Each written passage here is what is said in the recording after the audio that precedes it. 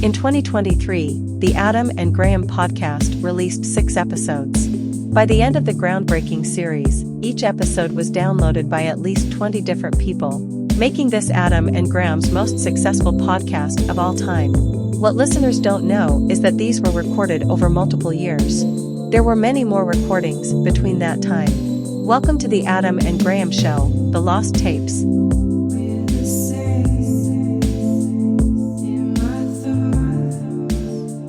Hey Graham, have you noticed that younger people just don't have that creative spark that we used to?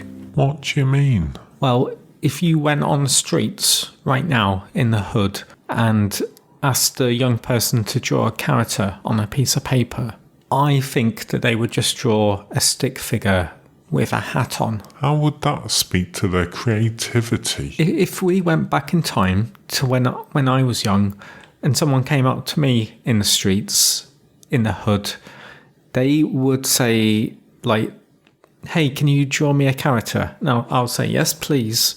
And I'll draw a character out of numbers with flowers growing out of it, something like that. Well, I'm sure if you went back in time on the streets in the hood and you saw me and you asked me to draw a character, it'd probably just have a hat on or something. And we're the same age. Everyone's just different, Adam. No, I don't buy that. We live in a totally different world compared to the world that young people live in now. You mean technology? No, I was thinking more Lego. Lego? I didn't have sets when I was growing up. What's that got to do with Lego? Lego sets, like the Mario set, the Harry Potter set, the Star Wars set. Oh, set. Yeah, we had to just survive with the standard pieces.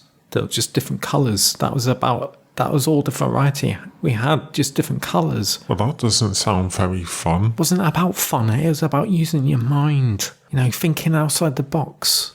I could still make Star Wars stuff. It just wouldn't be the same shape or colour. But that was fine, because I used my imagination. Well, how did you make the characters look like they were from Star Wars? What, those little yellow people? Yeah. I never bought them. They were just a marketing ploy. There was only one time I asked my dad for one of those. And he just said, well, you have the bricks, don't you? Why don't you just build a character out of the bricks? He saw through Lego even back then. One time a friend came over with their Lego set. And yep, they brought out some of those little yellow Lego characters. And I just looked over at my dad and he looked into my eyes and we just shook our heads a little bit and had this little moment. And then he could tell I wanted to bring it up, but his eyes were kind of talking to me. His eyes were saying, he's Lego's bitch now. And, I looked back as if to say, yep. Well, what about action figures, Adam? Did you never have action figures? Oh, yeah, I loved action figures. I had, Star Wars, Teenage Turtles, Ghostbusters, He-Man, Thundercats, all that. Oh, yeah, I had those too. Can I ask you a question? Yeah, what? How did you play with action figures? What do you mean? Well, when you were a kid and you scheduled in time to play with your action figures, you go up to your room or whatever, get your action figures out. What do you do?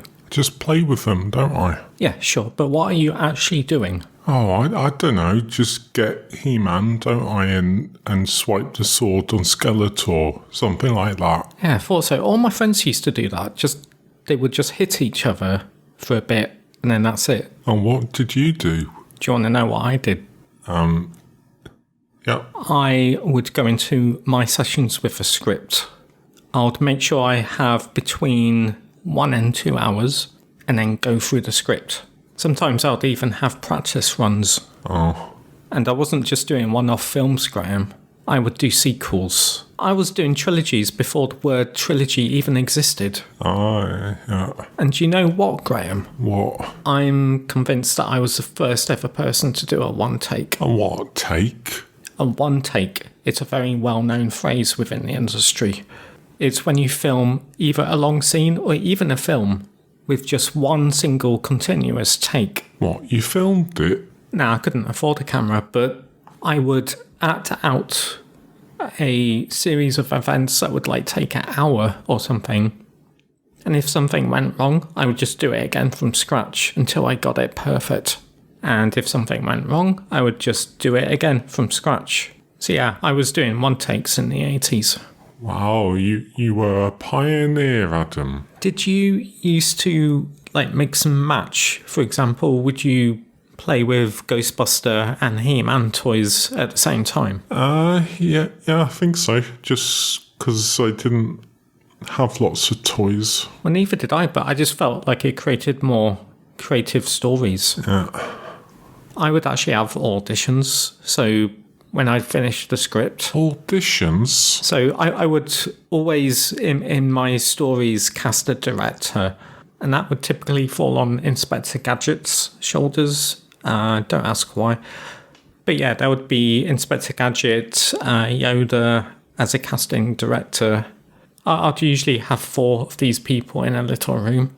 And then, for each part, there would be a selection of figures that would come in and attempt to do the part. Sounds like X Factor. Yeah, right. And everyone does it now. You should sue Simon Cowell. Well, it's funny you should say that. Go on. My best friend as a child, his dad went to school with Simon Cowell. Oh, you think your friend told his dad about your toy auditions? And then he was gossiping at school and Simon overheard. I have to tread very lightly here. I don't think Simon stole my idea. I think he just had this vision of me auditioning with my action figures stuck in his head on a subconscious level. And I actually think he improved the concept. He added his own spin to it. But how would you audition an action figure? Well, same as a movie, isn't it? You have different roles, like the hero, the comedy sidekick, the main villain. Would the auditions for villains always be the same characters? Like Darth Vader, Mumra, or Shredder? No, of course not. I wouldn't typecast. What? So, like, Skeletor could be the protagonist? For sure, if it fit the vision of my story, If Skeletor was isolated, bullied, and generally disregarded by society, then yes, I could build a world where Skeletor was the protagonist. I feel daft now. All I did was run around with Han Solo in a Millennium Falcon going bzz, bzz, bzz, bzz. Oh, you were one of those, were you? One of what? Posh kids, one of those that had the actual ships. I didn't have all the ships, just some of the ships. I didn't have any ships. Do you know what I used, Graham? What? Kids like us, off the streets, in the hood, we'd use shoes. Shoes? You used shoes as spaceships? Yep, like I'd stick Luke Skywalker in a shoe, sit him in it, and then just hold the shoe and run around. That was my Millennium Falcon. Well, that sounds rubbish. We didn't have a choice, Graham. It was the dog-eat-world dog out there. A what world? Doggy-dog.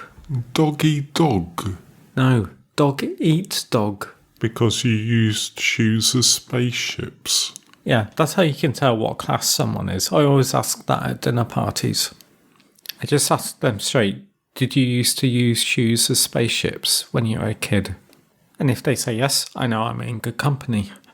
They may not pay the bill if we're at a restaurant, but at least I know they can be trusted. It's also a sign of creativity, isn't it? If they can imagine that a shoe is a spaceship. Yeah, kind of ties into what we were saying about the Lego, doesn't it? Sure, a kid today could just go out and buy the Millennium Falcon Lego set. But if another kid came up to me and said, look, hey mister, I've just made a Millennium Falcon with just the standard original Lego bricks, I know which child I'd prefer to hang out with. Why are you hanging around with kids? I mean, if I was a kid, I'd want to hang out with other kids that used shoes as spaceships. I don't know about you, but when I was a kid, I only had one pair of shoes. Same here, but I'll just wait until everyone's gone to bed and then gather the shoes. Didn't everyone get annoyed that you were taking their shoes and using them as spaceships? They never knew because I'd always return them before they woke up.